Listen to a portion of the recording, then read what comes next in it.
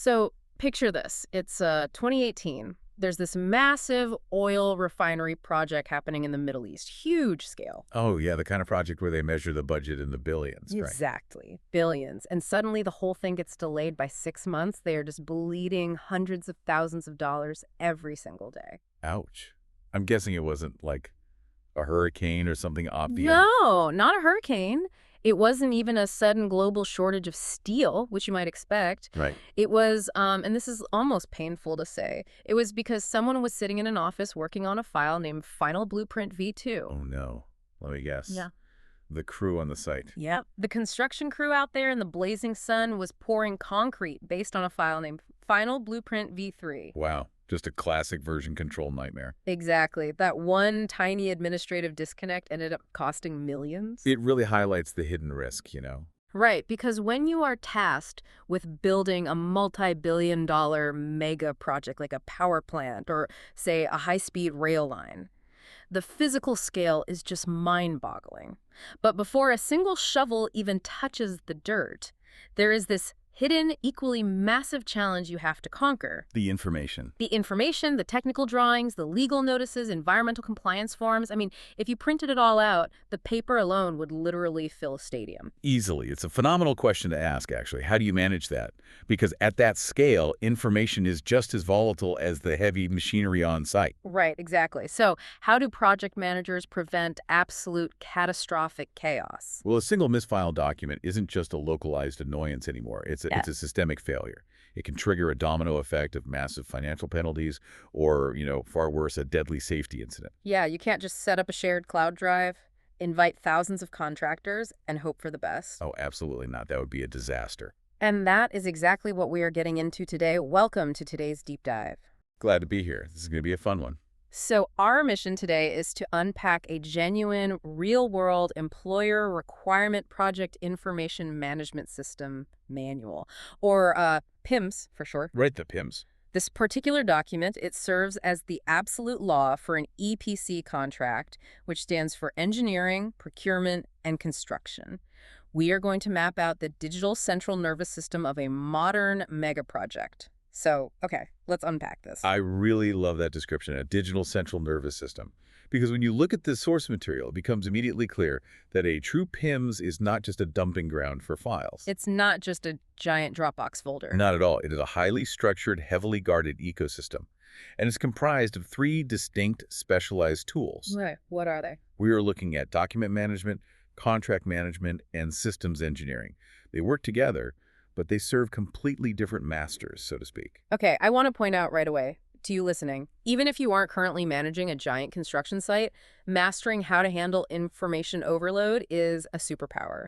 Oh, totally. Learning how to forcefully track revisions and critically, how to separate your creative or technical work from your administrative work, that is a framework you can apply to literally any professional project. It will save you a massive headache. Absolutely.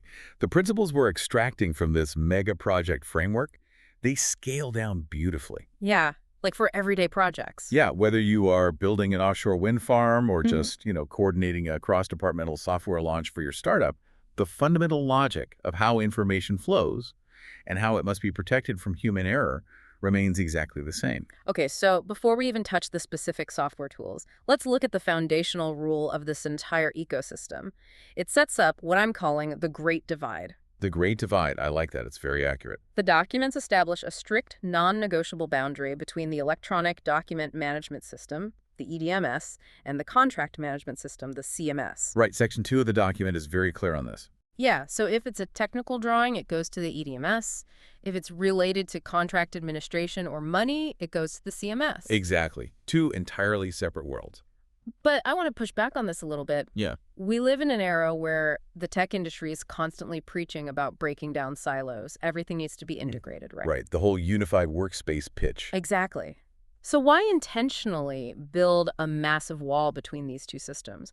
Why not just have one incredibly smart, searchable system for everything? It's a great question. Because on the surface, it does seem counterintuitive to everything we've been taught about modern collaboration. Right. It sounds like needless corporate bureaucracy. But in the context of a mega project, you really have to think about risk containment.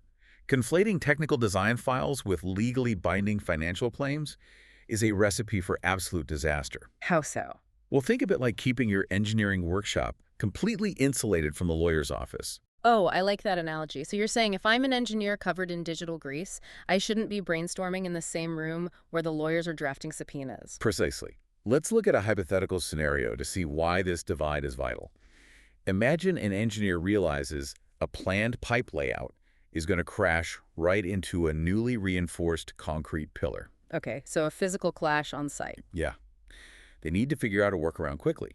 So they start sketching a diversion, doing a quick markup, and they upload it to get feedback from another engineer. Just a casual brainstorm. Exactly. Yeah. But if you have a single unified system, a project manager or a lawyer might see that uploaded sketch, assume it's an official change to the project scope, and instantly trigger a costly financial variation to the client. Oh, wow. So suddenly a brainstorming session has become a legally binding invoice. Exactly. And by forcing a strict separation, you manage the blast radius. Technical problems get solved in the EDMS. The workshop. Right, the workshop. When and only when that solution requires more money or more time, it is formally transported over to the CMS to become a contractual action. That makes total sense. You are preventing administrative bottlenecks from halting technical progress while also ensuring a casual doodle doesn't end up costing the client $2 million. Exactly. It's about protecting the work from premature legal scrutiny. Exactly. So now that we understand why the technical work is isolated, let's zoom in on that first silo, the EDMS, the engineering workshop. The physical reality of what is being built. Yes. And looking at the architecture of the EDMS in our source material, it is incredibly robust. It is built to govern the entire life cycle of the physical asset. Right, from the very first conceptual sketches. Yeah, what they call the front-end engineering design or FEED phase, all the way through procurement, construction, and then decades of operation. And the overarching mantra of this whole system, which is printed boldly across the framework, is one platform, one process, one version of truth. One version of truth. I mean, that is the dream for anyone who has ever collaborated on a document. It really is. But how does it actually enforce that? Because standard cloud storage claims to do that. And we all know how quickly that devolves into final V2 and actual final V3. Oh, absolutely. The chaos of shared drives. But reading through the mechanics here, the EDMS uses a strict check-in, check-out system with active locking. It sounds like a digital library where only one person can hold the physical book at a time. That is exactly how it functions. Yeah. And what's fascinating here is how the EDMS acts as an active gatekeeper, not just a passive storage locker. Okay, walk me through that. If you need to update a 3D structural model, which they call Building Information Modeling, or BIM, you literally check that file out of the system. Like checking out a library book. Yes. And the moment you do, the EDMS locks it. Oh, so nobody else can touch it. Right. Every other engineer in the world logging into the system can see the file. They can see that it's checked out, and they can see your name next to it. But they are completely locked out of making any changes. So it completely eliminates the nightmare of two people trying to save conflicting edits at the same time and accidentally wiping out a week's worth of structural mathematics. Exactly.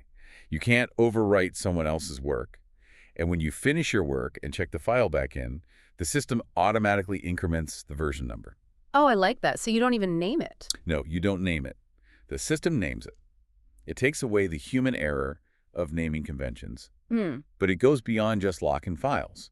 The true power is the gate system, combined with automated workflow approvals. Okay, let's walk through that. What does a gate look like in practice? Well, imagine a blueprint that has just been finalized by the design team. It currently has a status of draft. Okay. It needs to get to approved for construction so the crews on the ground can actually start pouring concrete. Right, they need the final plans. In a normal system, someone might just email that draft to the foreman, assuming it'll get approved eventually. Or they'll just tell them over the phone, hey, go ahead and start. Which is how you end up building version 2 instead of version 3. Exactly. So the EDMS prevents that physically. A document cannot pass through the gate from draft to approved until a specific software-mandated chain of signatures is collected. So you literally can't bypass the approvals. You can't. And more importantly, the iPads in kiosks out on the physical construction site will only sync and display files that have passed that final gate. Wow. Wait, really? So the system literally will not allow an unapproved blueprint to even render on the screens of the people actually building the facility? Yep. If it hasn't passed the gate, It doesn't exist to the construction crew. That is brilliant. It idiot-proofs the construction site on a multi-billion-dollar scale. It really does. It's a hard barrier. So, okay, the EDMS handles the blueprints, the 3D models, the physical reality, but what happens when the real world intervenes? And it always does. Let's say a massive storm hits and delays construction, or the price of steel spikes and the contractor needs to ask for more money. We have to leave the engineering workshop. Right. We have to enter the digital courtroom, the CMS. Yes, the contract management system. This is where the legal and financial reality of the project lives. Section 4 of the manual covers this, and it's intense. This web-based portal, they give REO systems as an example in the text, it's so critical that mandatory training is required for all key personnel before they are even given a login. Wait, really? Mandatory training just to log in? Yes. You cannot just wing it in the CMS. You have to know exactly what you are doing. I was looking at the types of documents that the manual explicitly bans from the EDMS and forces into the CMS. We are talking about really heavy-hitting paperwork. What did you find? Things like variation requests when someone wants to change the scope, technical queries or TQs, which are formal questions when something on site doesn't match the plans, payment applications, claim notices. It is the paperwork with teeth. Paperwork with teeth is the perfect way to phrase it, because every single one of those documents triggers a legal countdown. And here's where it gets really interesting for me. When I was reviewing the document upload requirements for the CMS, the rules are fascinatingly rigid, and I actually want to challenge one of them. Okay, let's hear it. So the manual states that when you submit a document, say a formal claim, it must be electronically signed and uploaded as a PDF. Fine, makes sense for security. Standard practice, yeah. But then it explicitly mandates that you also have to upload the native editable file alongside the PDF, like the original Word document or Excel spreadsheet. Yes, that is a strict rule. Hang on, though. If I have a highly sophisticated millions of dollar system, why on earth is it forcing me to do double the administrative work and upload 2 versions of the exact same document? Isn't that the definition of corporate bloat? It definitely looks like redundant bloat at first glance, Yeah. but it's actually a masterful piece of risk management. Really? How? Think of that electronically signed PDF as an immutable snapshot in time. It is the digital equivalent of a wax seal on a royal decree. Okay, a wax seal. If there's a massive legal dispute 3 years later, that PDF is the unalterable, legally binding record of exactly what was submitted on that precise date. It protects both parties. Okay, I buy the wax seal argument for the PDF, so why force me to also give them my messy Excel file? Because construction, even at the legal level, is deeply collaborative. The workflow is basically create, transmit, review, action, archive. Right. So let's say you submit a variation request for a design change that requires calculating new steel weights. You lock it in a PDF. The client receives it, but they need their own engineers to review your math. To make sure I'm not overcharging them. Exactly. They need to add their official commentary and maybe fill out their authorized section of the form. If you only gave them a flat PDF, you are forcing them to recreate your spreadsheet from scratch. Oh, man. Yeah, retyping a massive spreadsheet would be awful. Or they'd have to use clunky PDF editing software, which introduces a massive opportunity for human error in transcription. Ah, I see. By providing the native file alongside the secure PDF, you maintain the rigid, undeniable legal baseline with the PDF, while simultaneously providing the native file as a functional workbench, so the other party can actually do their job efficiently. Okay, that makes sense. So it marries absolute legal security with operational usability. That is actually really smart. It is. It removes a ton of friction between the client and the contractor. And speaking of friction, I want to talk about how the CMS handles the workflows for these claims. Because the source document mentions auto reminders and escalations, which sounds incredibly intense. Oh, it is. Think of the CMS as an impartial, unignorable digital manager. Unignorable. Yeah, because in a traditional project, if I hand you a paper claim notice, it might sit on your desk for 3 weeks under a coffee cup while you deal with other fires. Guilty as charged. But in the CMS, the actual terms and conditions of the legal contract are programmed directly into the software's workflow. Let me relate this to something everyone listening deals with. It sounds like if someone sends you an email and your email client knows you legally have exactly 14 days to reply. Right. As day 12 approaches, your email starts sending you automated warnings. You have 2 days left. Right. And if you ignore it until day 15, your email client automatically forwards the ignored message to your boss, your boss's boss, and the client, flagging you as non-compliant. That is precisely what it does. It tracks contractual compliance automatically and ruthlessly. That is terrifying, but also amazing. It really is. Yeah. There is no more arguing over when a document was received or claiming it got lost in the mail. There is a transparent, time-stamped, unalterable audit trail of every single dollar requested and every single delay reported. It entirely removes the "I lost it in my inbox" excuse. Completely gone. It minimizes conflict by forcing the project to keep moving forward on schedule. I love that. Okay, so let's take a step back. We have the flawless blueprints, tightly controlled in the EDMS. We have the money, the timeline, and the legal guardrails strictly enforced by the CMS. But that leaves a massive glaring question. Which is? We are building millions of individual components based on thousands of drawings. How do we actually prove to the client at the end of a 5-year build that this sprawling facility we just constructed actually does the thing they originally paid us to do? Yes.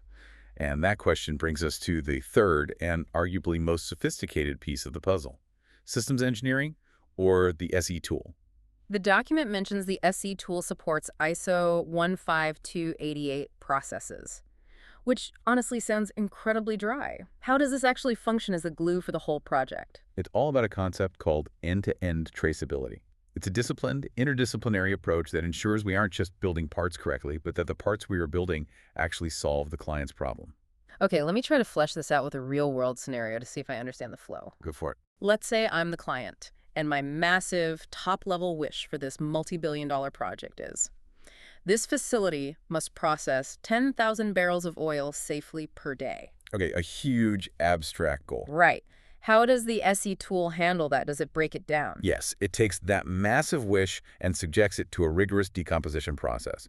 First, it uses a work breakdown system, the WBS. The WBS, okay. This takes your abstract goal and breaks it into major project phases and deliverables, like defining that we need a fluid transport phase, a refining phase, and a storage phase. Okay, so dividing the giant wish into functional phases, that makes sense. Right.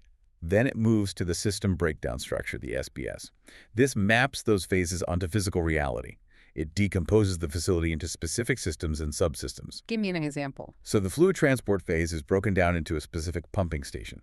That pumping station is broken down into a specific pipeline network. Okay. And that pipeline is broken down into individual valves and sensors. I see where this is going. So my 10,000 barrel wish gets mathematically divided and subdivided through the WBS and SBS all the way down until the system defines a requirement for a very specific $5 pressure valve on a specific pipe. Yeah. And it says for the whole facility to process 10,000 barrels, this single valve must withstand 500 psi of pressure. Exactly. And if we connect this to the bigger picture, you have just perfectly described the V model of systems engineering. The V model. Yeah, you start at the top left of the V with the big idea. You decompose it down to the smallest component at the bottom point of the V. Down to the $5 valve. Right. And then as you build, you move up the right side of the V, verifying every single piece against the requirement you set. You don't just build right. You have to define right, then build right, then test right. So it creates an unbroken chain of logic from the CEO's boardroom straight down to the physical dirt. Exactly. So imagine it's 5 years later and an independent safety auditor walks onto the site. Okay, the auditor is here. They walk up to that specific $5 pressure valve you mentioned, and they want proof it's safe. They can use the SE system to pull up the physical stress test document for that exact valve. Right. The system proves that valve passed a 500 psi test. It traces that test up to the pipeline requirement, which traces up to the pumping station requirement, which traces directly back to your original top-level requirement of processing 10,000 barrels safely. That is incredible. So the SE tool proves that the physical reality built in the EDMS perfectly satisfies the contractual promises made in the CMS. It's the ultimate accountability engine. It really is. It reduces risk massively because it ensures you never end up in the nightmare scenario where a contractor builds exactly what the blueprint said flawlessly, but the blueprint itself was fundamentally flawed and didn't fulfill the client's actual needs. Wow. You define it right before you build it right. Exactly. So pulling this all together for you listening, the terrifying prospect of managing a stadium full of paperwork is tamed not by finding one magical app that does everything. No, definitely not one app. It's tamed by strict, deliberate categorization, Mega projects survive because they ruthlessly separate what we're building into the EDMS,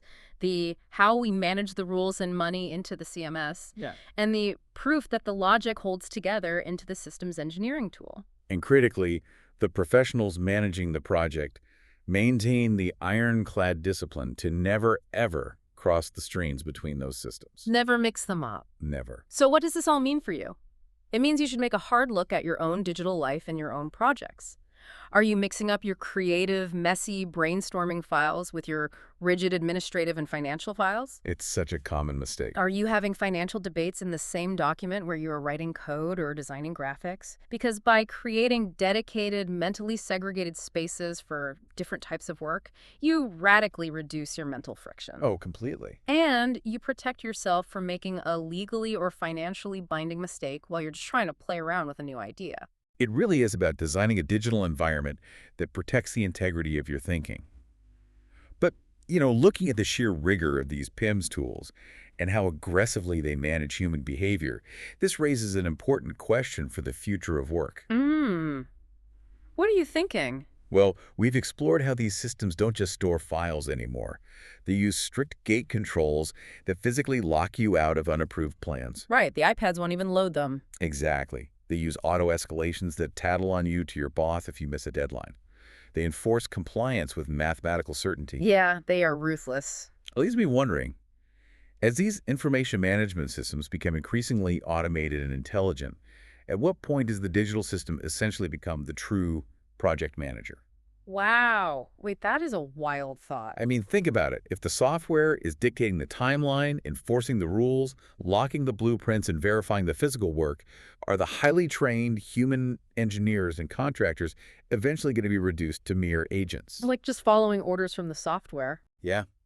Just physical meat puppets out in the field, executing the automated prompts and tasks assigned to them by an unblinking, unfeeling algorithm. That is, we went from worrying about being buried under a stadium full of paper to realizing the stadium might soon be the one managing us. It's definitely something to chew on. That is a deeply provocative thought to leave off on. Thank you for taking this deep dive with us today.